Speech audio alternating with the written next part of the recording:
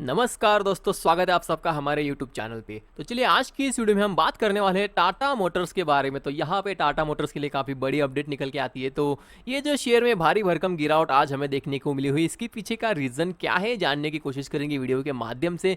हाल ही में इन्होंने अपने क्वार्टर 4 के नंबर्स यहाँ पे डिक्लेयर करे हैं। क्वार्टर 4 का जो रिजल्ट इनका बताया जा रहा है कि ऑल टाइम बेस्ट इनका रिजल्ट यहाँ पे बताया जा रहा है। बावजूद इसके यहाँ पे काफ़ी भारी भरकम गिरावट हमें स्टॉक में देखने को मिली। इसके पीछे का भाई साहब सिर्फ एक ही रीज़न है यहाँ पे, जो ब्रोकरेज फर्म से उन्होंने डाउनग्रेड किया हुआ है, जिसकी वजह से यहाँ पे इतनी गिरावट हमें देखने को मिली हुई है। स्टॉक लगभग 9 to 10% यहाँ पे इंट्राडे में गिर चुका है और अभी अपने करंट अच्छे खासे सपोर्ट जोन पे यहाँ पे पहुंच चुका है। तो क्या ये लेवल पे आपको खरीदारी करनी चाहिए या फिर जो गिरावट आ रही है तो गिरावट के साथ आपको भी बेच के निकल जाना चाहिए? कि तो बड़े इन्वेस्टर है तो क्या करना चाहिए स्टॉक में, जानने की कोशिश करेंगे इस वीडियो के माध्यम से। तो चलिए वीडियो स्टार्ट करते हैं। तो दोस्तों यहाँ पे आप देख सकते हो क्वार्टर 4 के रिजल्ट्स आने के बाद नोमुरा ने यहाँ पे इनको न्यूट्रल रेटिंग दी गई है। बाय रेटिंग से न्यूट्रल किया है, मतलब इन्होंने अपनी इनकी रेटिंग जो है डाउनग्रेड किया हुआ है और साथ में ही इन्होंने टारगेट्स प्राइस भी यहाँ पे बढ़ा दिया है। तो मतलब काफी रिवर्स इनका एक्शन यहाँ पे देखने को मिल रहा है। एक तरफ ये यहाँ पे डाउनग्रेड भी कर रहे हैं स्टॉक को और जो स्टॉक का जो प्राइस है प्राइस भी बढ़ा रहे। तो कुछ समझ में नहीं आ रहा है यहाँ पे ये का क्या मतलब निकल के आता है, लेकिन कुछ भी हो इनकी वजह से यहाँ पे काफ़ी बड़ी गिरावट देखने को मिली है। और आगे यहाँ पे आप देख सकते हो सिमिलरली जो मॉर्गन स्टैनली है उन्होंने भी सेम यहाँ पे वही कहानी दोहराई हुई है।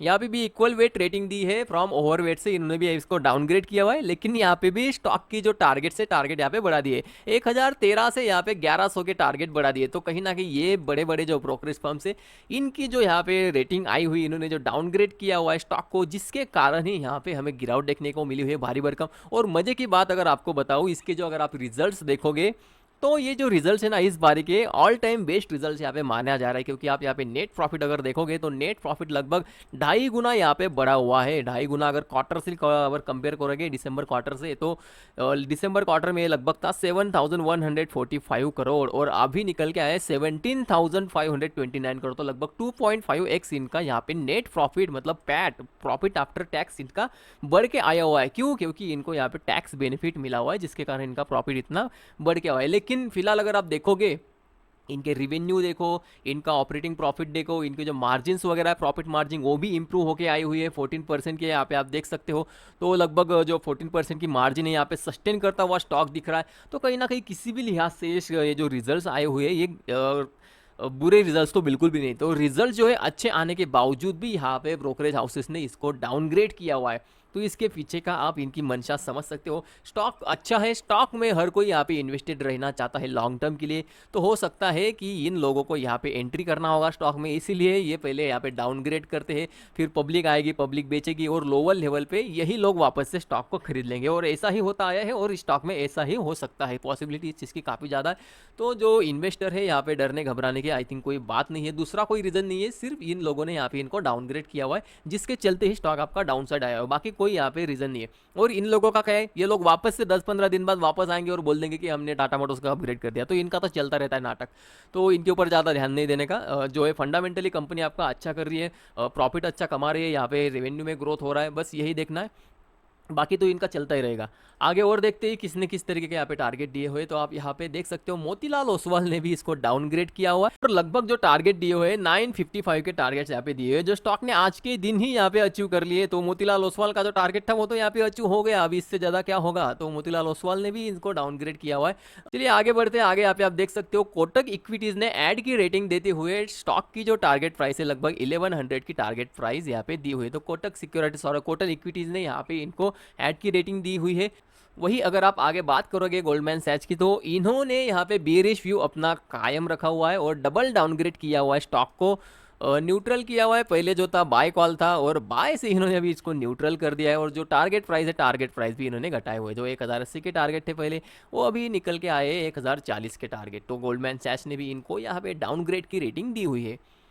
अभी बात कर लेते हैं इनके जेपी मॉर्गन्स की। तो जेपी मॉर्गन ने यहाँ पे क्या किया है, ओवरवेट की रेटिंग को इनको मेंटेन करके रखा है और जो टारगेट प्राइस है 1115 के टारगेट्स इन्होंने यहाँ पे दिए हुए हैं। तो जेपी मॉर्गन यहाँ पे मेंटेन रखा हुआ, इन्होंने कुछ यहाँ पे चेंजेस नहीं करा हुआ है। देखिए आगे आप यहाँ पे देख सकते हो कि जेफरीज ने यहाँ पे क्या किया है, उनका जो बाय रेटिंग था ये तो कंटिन्यू रखा है, लेकिन जो शेयर का जो टारगेट प्राइस था वो टारगेट प्राइस भी इन्होंने बढ़ा दिया है। टारगेट प्राइस पहले था 1100 का और अभी इन्होंने कर दिया है 1250। तो ये स्टॉक के लिए तो पॉजिटिव ही होना चाहिए।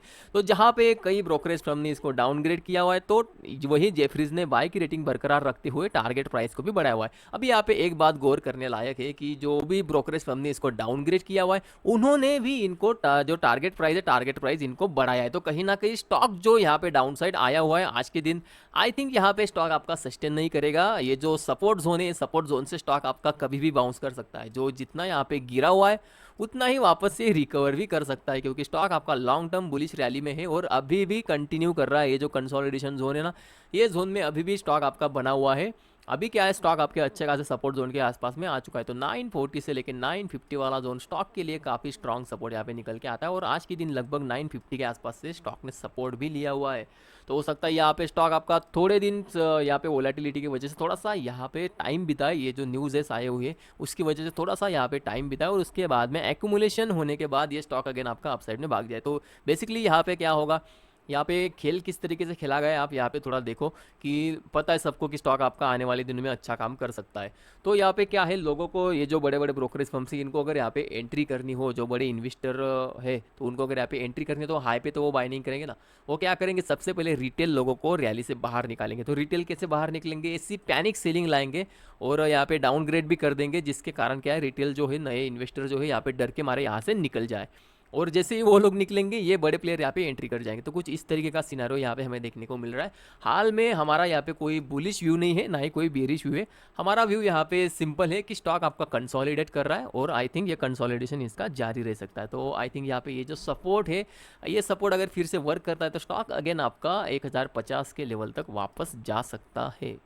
चलिए दोस्तों, अभी समझ लेते हैं कि इन लोगों ने जो यहाँ पे डाउनग्रेड किया हुआ है तो इनके पीछे इन्होंने रीज़न क्या बताया, क्या रीज़न बता कि इन्होंने डाउनग्रेड किया। तो यहाँ पे आप देख सकते हो कि नोमुरा ने क्या रीज़न दिया है कि जो JLR सेगमेंट है थोड़ा सा यहाँ पे डिमांड रिस्क यहाँ पे फेस कर सकता है और जो ग्रोथ है कमर्शियल व्हीकल्स की यहाँ पे थोड़ी सी मॉडरेट रह सकती है। तो कहीं ना कहीं इनका जो बिजनेस है थोड़ा सा स्लो डाउन यहाँ पे हो सकता है, इसकी आशंका नोमुरा की तरफ से जताई जा रही है। इसके कारण इन्होंने ये जो है यहाँ पे डाउनग्रेड की रेटिंग दी हुई है, लेकिन टारगेट प्राइस इन्होंने यहाँ पे बढ़ा दिया है। तो कुछ इस तरीके का इनका यहाँ पे व्यू था। सिमिलरली आप यहाँ पे देख सकते हो कि मॉर्गन स्टैनली ने भी कुछ इसी तरीके की कमेंट्री करी हुई है कि आने वाले जो फाइनेंशियल ईयर 25 में इनका थोड़ा सा ईवी पिकअप, ये जो है थोड़ा सा सेगमेंट यहाँ पे स्लो डाउन हो सकता है। तो इनकी जो ग्रोथ है थोड़ी स्लो डाउन होने की आशंका जताई जा रही है, जिसके चलते इन्होंने इसको डाउनग्रेड किया है, लेकिन स्टॉक प्राइस को इन्होंने बढ़ा दिया है। सेम कमेंट्री यहाँ पे आपको मोतीलाल ओसवाल की तरफ से भी देखने को मिल रही है। इन्होंने क्या कहा है कि JLR की जो मार्जिन है ये यहाँ पे स्टेबल रह सकती है फाइनेंशियल ईयर 24 टू 26। और आगे उन्होंने क्या कहा है कि इनकी जो मार्जिन है, मार्जिन थोड़ी सी यहाँ पे डाइल्यूट हो सकती है, तो इसकी वजह से भी इन्होंने इसको डाउनग्रेड किया हुआ है। इवन इन इंडिया जो इनके बिजनेस चलते हैं बोथ कमर्शियल व्हीकल एंड अपने पैसेंजर व्हीकल, यहाँ पे भी थोड़ी सी मॉडरेट डिमांड हमें देखने को मिल सकती है। तो डिमांड में कोई बढ़ोतरी हमें नहीं देखने को मिल सकती, ऐसा मोतीलाल ओसवाल ने कहा हुआ है।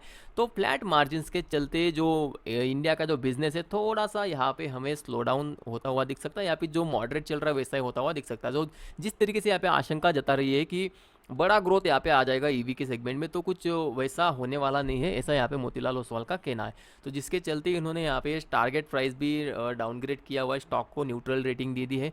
तो 955 का इनका टारगेट था, तो कहीं ना कहीं वो आज अचीव होता हुआ दिखा है। तो दोस्तों ये तो हो गया आपका जो ब्रोकरेज फर्म्स ने यहाँ पे जिस तरीके से कमेंट्री करी हुई है, जिस तरीके से डाउनग्रेड किया है स्टॉक को, उसके चलते यहाँ पे हमें इम्पैक्ट देखने को मिला हुआ है। तो अभी जो नए इन्वेस्टर है या फिर जो यहाँ पे ऑलरेडी इन्वेस्टेड है, तो उन्होंने क्या करना चाहिए। देखिए, अगर आपने लॉन्ग टर्म के लिए स्टॉक को लिया हुआ है तो डरने घबराने की बात नहीं है। ऐसे यहाँ पे जो अपडेट्स है ऐसे तो आते ही रहेंगे, हर 10-15 दिन में कुछ ना कुछ यहाँ पे अपडेट तो आता रहेगा किसी ना किसी ब्रोकरेज फर्म से। कोई कभी अपग्रेड कर देगा, कोई कभी डाउनग्रेड कर देगा, तो ये तो टेम्पररी है, ठीक है। अभी फिलहाल आपको क्या ध्यान रखना है, कंपनी की ग्रोथ के ऊपर आपको ध्यान रखना है। बिजनेस कंपनी का अच्छा चल रहा है अभी फिलहाल के लिए, और यहाँ पे आपको जो ये सपोर्ट बताया गया है ना, यहाँ पे 940 के आसपास का ये सपोर्ट अगर होल्ड कर पाता है तो स्टॉक आपका यहाँ से अगेन अपसाइड के लिए भाग सकता है। तो जो नए इन्वेस्टर जो इस रैली को मिस कर चुके, तो आई थिंक उनके लिए ये मौका हो सकता है। स्टॉक आने वाले दिनों में भी कमाल कर सकता है। ये टाटा मोटर्स का स्टॉक है, कोई ऐरा गैरा स्टॉक यहाँ पे नहीं है। तो चलिए दोस्तों, आज की वीडियो अगर आपको अच्छी लगी होगी तो एक लाइक ज़रूर कर देना और चैनल को भी सब्सक्राइब ज़रूर कर देना। तो चलिए फ्रेंड, आज के लिए बस इतना ही, मिलते हैं नेक्स्ट वीडियो में।